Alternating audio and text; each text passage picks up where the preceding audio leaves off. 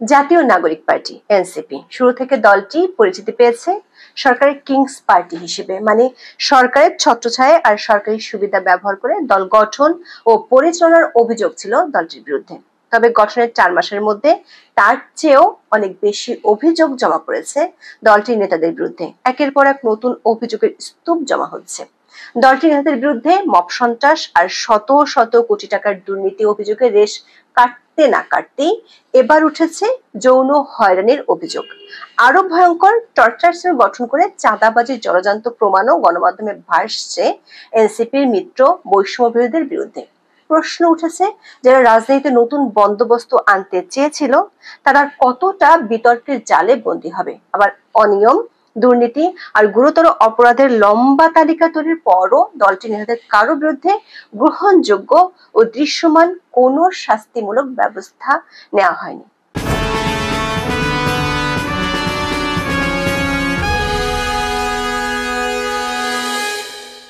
চলতি বছরের 28 ফেব্রুয়ারি রাজনৈতিক দল হিসেবে আত্মপ্রকাশ করেছিল জাতীয় নাগরিক পার্টি। আনুষ্ঠানিক যাত্রার আগে দলটি মানুষের মনে বেশ প্রত্যাশা তৈরি করেছিল। মনে হচ্ছিল বাংলাদেশের রাজনীতিতে বুঝি একটি গুণগত পরিবর্তন আসছে, নতুন রাজনৈতিক বন্দোবস্ত তৈরি হচ্ছে। কিন্তু দল গঠনের মাত্র কয়েক মাসের মধ্যেই সেই প্রত্যাশার জোয়ার ম্লান হয়ে গিয়েছে। 18 জুন দেশ টিভিতে একটি রিপোর্ট প্রচারিত হয়, যার শিরোনাম হলো বৈষম্য বিরোধী ছাত্র আন্দোলনের মিরপুর অফিস যেন টর্চার সেল। এই বৈষম্য বিরোধী হলো এনসিপির একটি ফোর্স, বলা হয় এটি ছিল তাদের রুট বা মূল। দেশ টিভির রিপোর্টটিতে বলা হয়েছে, বৈষম্য বিরোধী ছাত্র আন্দোলনের মিরপুর অফিসে টর্চার সেল বানিয়ে সাধারণ মানুষকে নির্যাতন করা হচ্ছে। এক ব্যবসায়ীকে ধরে এনে নির্যাতন করে ব্ল্যাঙ্ক চেক ও স্টাম্পে স্বাক্ষর করিয়ে নেওয়ার অভিযোগ রয়েছে। ভুক্তভোগীরা জানিয়েছেন, অভিযুক্তদের অধিকাংশই এনসিপির আহ্বায়ক, সাবেক তথ্য উপদেষ্টা নাহিদ ইসলামের ছোট ভাই পরিচয়ে মিরপুরের প্রভাব বিস্তার করেন। তার সঙ্গে তোলা ছবি দেখিয়ে সরকারি কর্মকর্তাদের চাপ দেন। শুধু সরকারি দপ্তরেই নয়, মিরপুরের বিভিন্ন বসত বাড়িতে হামলা ও লুটপাটের অভিযোগও আছে।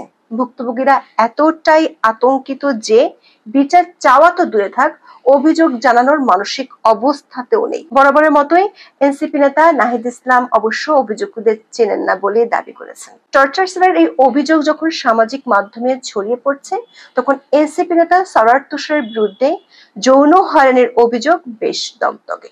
এনসিপির যুগ্ম আহ্বায়ক সরার তুষারের বিরুদ্ধে দলের এক নেত্রীকে কুপ্রস্তাব দেওয়ার অভিযোগ তুলেন সাংবাদিক জাওয়াত নির্ঝর। ওই নেত্রীর সঙ্গে কথোপকথনের একাধিক অডিও ফাঁস করেন তিনি। অবশ্য 17 জুন এনসিপির এই নেতা নিজের ভেরিফাইড ফেসবুক পেজে দেওয়া দীর্ঘ পোস্টে ঘটনাটি নিয়ে নিজের অবস্থান তুলে ধরেছেন। সেই পোস্টে তিনি দাবি করেছেন, তিনি কোনো অপরাধ করেননি। এ ধরনের সোশ্যাল মিডিয়া ট্রায়াল ও ব্যাশিং তিনি ডিজার্ভ করেন না। বিষয়টিকে তিনি স্মিয়ার ক্যাম্পেইন হিসেবে মন্তব্য করে বলেছেন, এটি রাজনৈতিক উদ্দেশ্য প্রণীত। তার আগেই অবশ্য তার দল এনসিপি তাকে কারণ দর্শানোর নোটিশ দিয়েছে, যদিও এনসিপির ওই নোটিশে বলা হয়েছে নৈতিক স্খলনের অভিযোগের জবাব চাওয়া হয়েছে।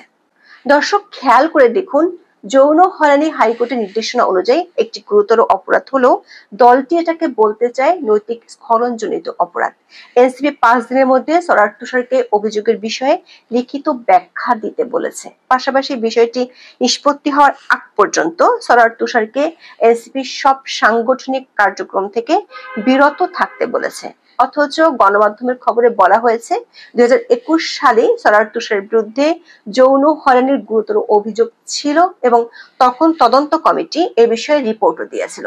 গত 6 মে সরার তুষারের বিরুদ্ধে যৌন নিপীড়নের অভিযোগ গ্রহণযোগ্য নিষ্পত্তি হয়নি বলে জানিয়েছিলেন ওই ঘটনায় গঠিত তদন্ত কমিটির অন্যতম সদস্য ও মানবাধিকার কর্মী ডক্টর শহীদুল আলম।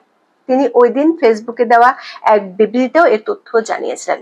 ওই বিবৃতিতে জাহাঙ্গীরনগর বিশ্ববিদ্যালয়ের নৃবিজ্ঞান বিভাগের অধ্যাপক মির্জা তসলিমা সুলতানা ও ঢাকা বিশ্ববিদ্যালয়ের সমাজ বিজ্ঞান বিভাগের অধ্যাপক ডক্টর সামিনা লুৎফাও স্বাক্ষর করেছিলেন। এবার আবারও একই ধরনের অভিযোগ ওঠার পর স্বাভাবিকভাবে প্রশ্ন উঠেছে, এনসিপির এই কারণ দর্শানোর নোটিশ বরাবরের মতোই আইওয়াশ কিনা। কারণ সার্জিস আলম, হান্নান মাসুদ সহ বেশ কয়েকজন নেতাকে এর আগে এমন কারণ দর্শানোর নোটিশ দেওয়া হয়েছিল, কিন্তু তাদের বিরুদ্ধে কোনো ব্যবস্থা নিতে সংগঠনটিকে দেখা যায়নি। দর্শক, দল গঠনের পর 18 জুন পর্যন্ত এনসিপির বয়স মাত্র 3 মাস 10 দিন, দিনের হিসেবে 130 দিন। এই দ্রুততম সময় এনসিপির যুগ্ম সদস্য সচিব গাজী সালাউদ্দিন তানভীরের বিরুদ্ধে ওঠা 400 কোটি টাকা কমিশন বাণিজ্য অতীতের সব অভিযোগকে ছাড়িয়ে গিয়েছিল।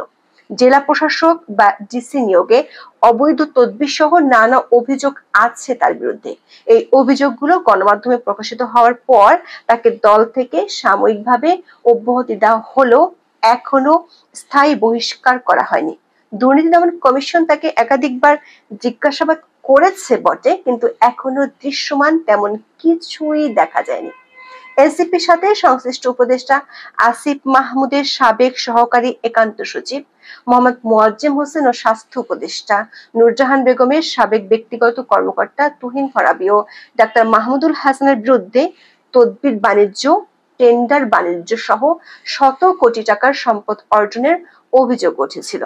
তাদের পক্ষে অবশ্য খোদ উপদেষ্টাকে সাফাই গাইতে দেখা গেছে। রেল ভবনে রেলওয়ের মহাপরিচালকের একান্ত সচিবের কক্ষে তদবির করার অভিযোগ উঠেছিল এনসিপি সংগঠক নাহিদ উদ্দিন তারেকের বিরুদ্ধে।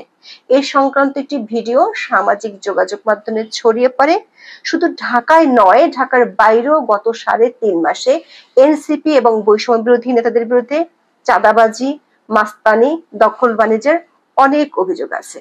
গত মাসে দিনাজপুরের সেনা কল্যাণ সংস্থার ট্রাক থেকে চাঁদাবাজির জন্য সেনাবাহিনী হাতে নাতে এনসিপির এক নেতাকে গ্রেপ্তার করে। বগুড়ায় চাকরি দেওয়ার নামে লাখ লাখ টাকা হাতিয়ে নিয়েছেন এক এনসিপি নেতা। প্রতিবারই দেখা যাচ্ছে এনসিপি নেতাদের বিরুদ্ধে যখনই অভিযোগ ওঠে তখনই দলটি থেকে দাবি করা হয় এটি তাদের বিরুদ্ধে অপপ্রচার।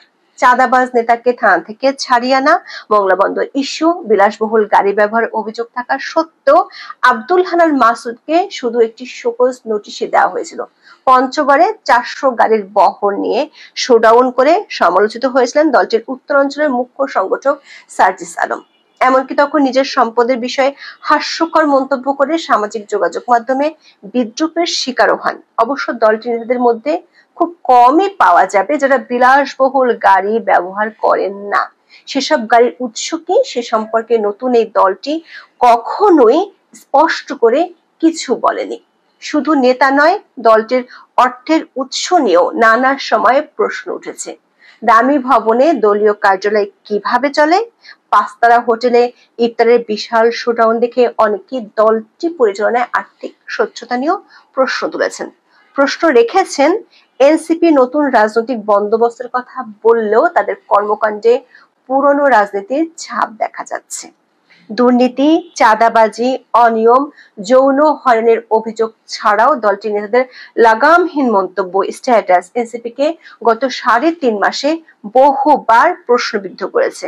আবার দল গঠনের শুরুর দিন থেকে নিয়ম বহির্ভূতভাবে সরকারি সুবিধা ব্যবহারের অভিযোগ এখন এনসিপির জন্য তুচ্ছ ঘটনাই হয়ে গেছে। দর্শক, জুলাই আন্দোলনের পর যে বিপুল সম্ভাবনা নিয়ে এনসিপি যাত্রা শুরু করেছিল তা এখন বিতর্কের জালে বন্দী। একটার পর একটা বিতর্কে সে বন্দিত্ব বাড়ছে। গত 3.5 মাসের মধ্যে প্রতি সপ্তাহে দলটির কোনো না কোনো নেতার অনিয়ম নিয়ে গণমাধ্যমে খবর হয়েছে। সব মিলিয়ে এনসিপি এখন এক গভীর বিশ্বাসযোগ্যতার সংকটে। এনসিপি শুরু থেকে বলে আসছিল তারা প্রচলিত রাজনীতির বিকল্প হতে চাইছে, অথচ দলটি এখন পর্যন্ত রাজনীতির পুরনো পথেই হাঁটছে। এ যেন কবি রফিক আজাদের সেই কবিতার মতো, বালক ভুল করে নেমেছে ভুল জলে। এখন এই পর্যন্ত। সবাই ভালো থাকুন, সুস্থ থাকুন, নিরাপদে থাকুন। দেখা হবে আগামী